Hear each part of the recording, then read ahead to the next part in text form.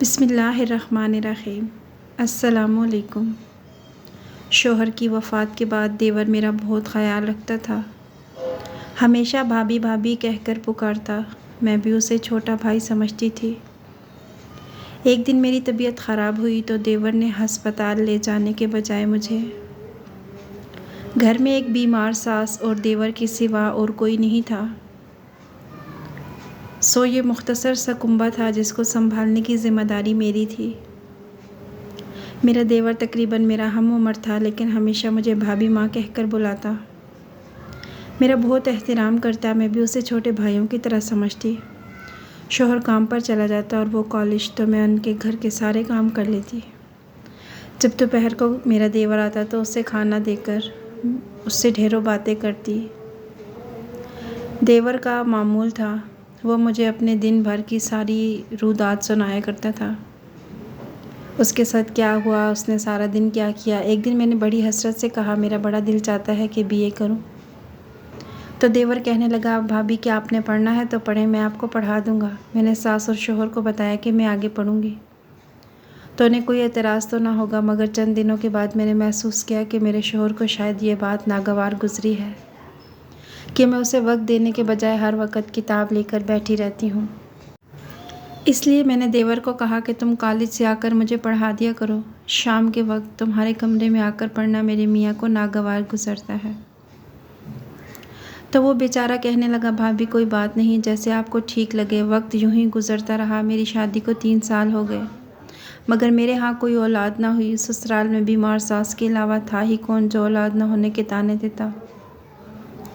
इसलिए मेरी ज़िंदगी में किसी किस्म की कोई परेशानी नहीं थी। 4 साल गुजर गए तो मुझे फ़िक्र होने लगी।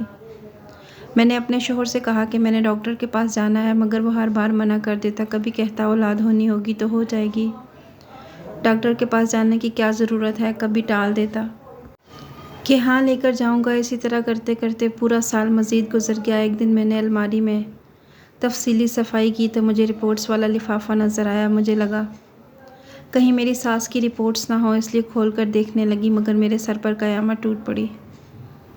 ये जान कर के वो रिपोर्ट्स मेरे शौहर की थी। उसने अपना 3 साल पहले चेकअप करवाया था।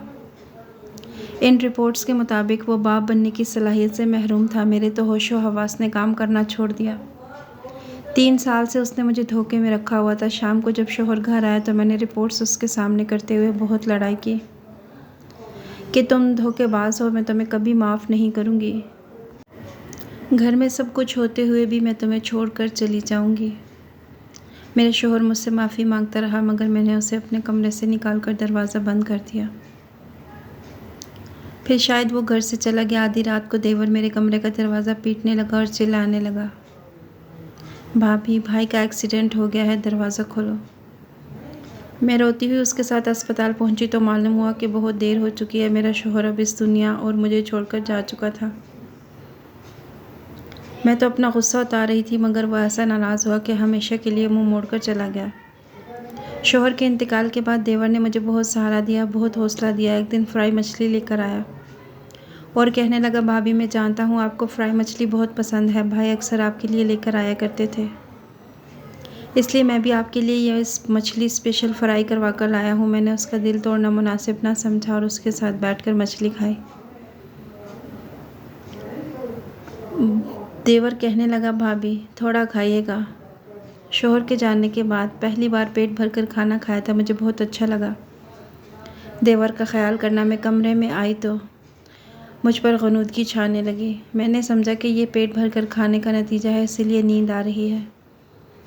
बहुत अच्छी नींद आई उस रात। सुबह उठी तो देवर कहीं गया हुआ था। दोपहर को वापस आया तो उसके साथ एक लड़की भी थी जो मुझसे ताज़ियत करने आई थी।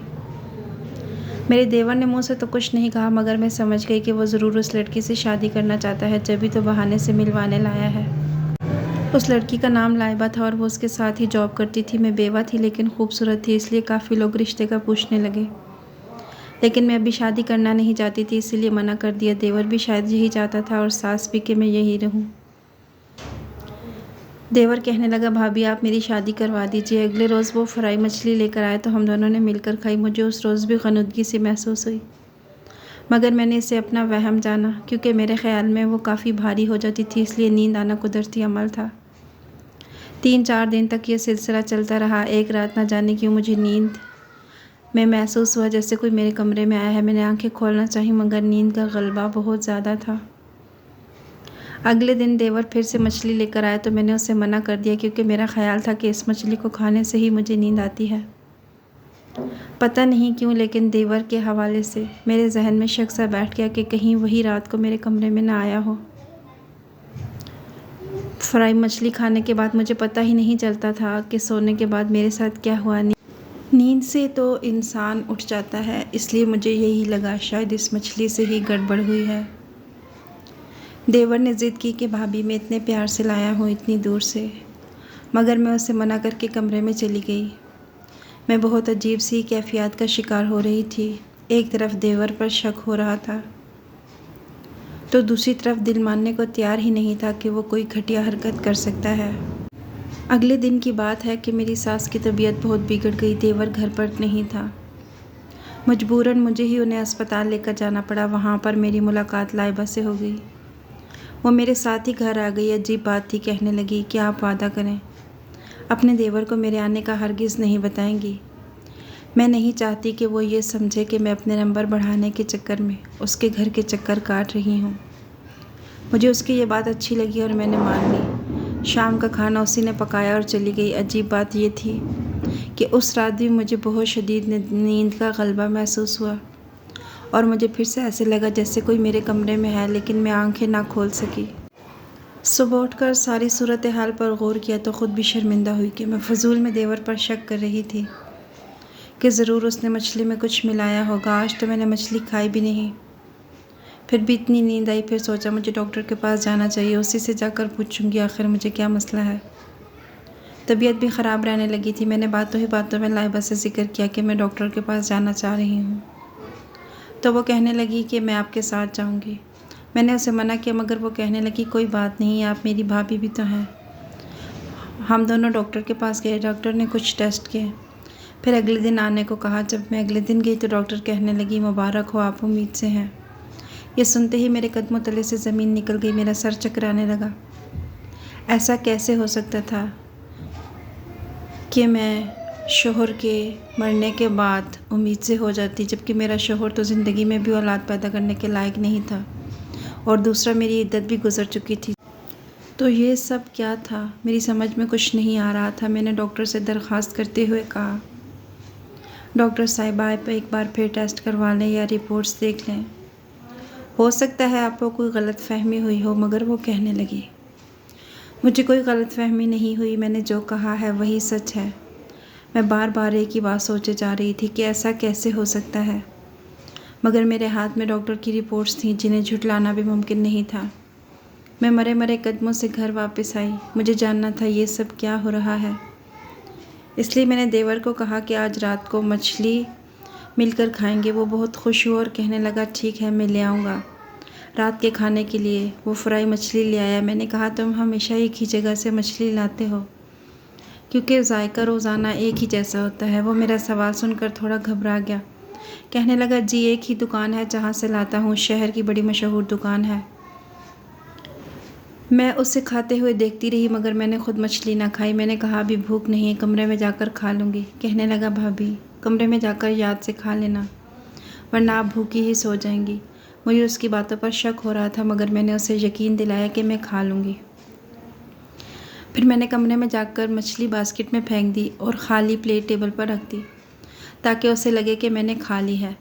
मैं आज देखना चाह रही थी कि वाकई मछली की वजह से मुझे कुछ होता है जो मेरा देवर लाता है या फिर मुझे वैसे ही नींद आती है। मुझे तो नींद आ गई। फिर मुझे अचानक ऐसे लगा जैसे कोई कमरे से बाहर गया है। मेरी आंख खुल गई। मैं भागकर देवर के कमरे की तरफ गई तो उसे गहरी नींद में सोए हुए पाया। मैंने उसे बहुत आवाज़ें दी मगर वो टस से मस ना हुआ। यूँ लगा जैसे वो मदहोशी की नींद सो रहा है। मुझे अचानक एक ख्याल आया। मैं जल्दी से अपने कमरे में गई और बास्केट से मछली के टुकड़े निकालकर शॉपर में डाले ताकि इनका सुबह लैब टेस्ट करवा सकूं, क्योंकि मेरे जहन में ये बात आ रही थी कि अगर मछली में बेहोशी की दवा है तो वो भी मेरा देवर मेरे साथ खाता था तो वो भी बेहोशी की नींद ही सोता होगा। तो फिर मेरे कमरे में 3-4 बार कौन आया। जब लैब से टेस्ट करवाया तो मेरे शक की तस्दीक हो गई। फ्राई मछली में बेहोशी की दवा या केमिकल मिक्स किया गया था जिसकी वजह से इंसान 10 से 12 घंटे बेहोशी की नींद सोता है। मैंने घबराकर देवर को कहा, आज मछली पर मसाला तेज़ लगवा कर लाना। देवर कहने लगा, ठीक है भाभी। ये कहते हुए वो चला गया। 2 मिनट बाद ही मैं भी उसका पीछा करते हुए उसके पीछे चलने लगी। ये देखकर मेरी हैरत की इंतहा ना रही कि वो किसी दुकान से मछली लेने की बजाय एक घर के अंदर चला गया। दरवाज़ा खुला हुआ था। मेरे देवर ने अंदर जाते ही बुलंद आवाज़ से कहा, लाइबा भाभी कह रही थी आज मसाला थोड़ा तेज़ रखना। मछली फ्राई करते हुए मैं तो सुन रही थी। यानी वो ये मछली लाइबा से फ्राई करवा कर ले जाता था। 1 मिनट से पहले मुझे सारी कहानी समझ आ गई। मैंने अंदर जाते हुए कहा, लाइबा बेहोशी वाली दवा थोड़ी कम मिलाना। 4-5 दिन सुस्ती छाई रहती है। मेरी आवाज़ सुनकर वो करंट खाकर पलटी। मेरा देवर भी मुझे वहाँ देखकर हैरान रह गया। मैंने आगे बढ़कर लाइबा के मुंह पर थप्पड़ रसीद किया और उससे कहा कि तुम्हें शर्म नहीं आई ऐसी घटिया चाल चलते हुए। मेरा देवर पूछने लगा, क्यों, क्या हुआ भाभी? मैंने कहा, इससे पूछो, अगर ये ना बोले तो मैं इसे पुलिस के हवाले कर दूंगी। तो लाइबा रोने लगी और हाथ जोड़कर कहने लगी, पुलिस को मत बताना। मैंने ये सब कुछ अपनी मोहब्बत को बचाने की खातिर किया। मैं जैन से बहुत प्यार करती थी मगर ये हर वक्त भाभी भाभी करता था। फिर जब मैंने आपको देखा तो मुझे आपसे ख़तरा महसूस हुआ कि कहीं आप मेरे जैन को मुझसे छीन ना लो। मुझे आप दोनों से ख़तरा रहने लगा। आखिर को दोनों जवान हो और अकेले भी हो, इसलिए मैं रोज़ाना जैन को मछली फ्राई करके देती और उसमें बेहोशी की दवा मिला देती ताकि आप दोनों सारी रात गहरी नींद सोए रहो। मैं कभी कभार खुद रात को आपके कमरे में आती थी ताकि आपको यही लगे कि आपका देवर आप पर गलत नियत रखता है।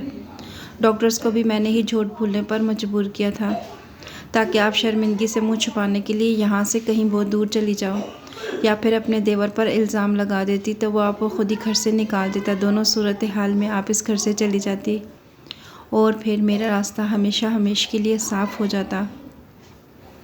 उसकी ये सारी बातें सुनकर मैं दंग रह गई थी और मेरे देवर को तो बस ही नहीं चल रहा था कि वो उसे उसकी जान से मार डाले। वो लाइबा से कहने लगा, तुम इस लायक ही नहीं हो कि मैं तुमसे कोई भी रिश्ता रखूं। ये मेरी भाभी नहीं, मेरी बहन है। तुम्हें शर्म आनी चाहिए। हम दोनों उसे वहाँ छोड़कर वहाँ से चले आए।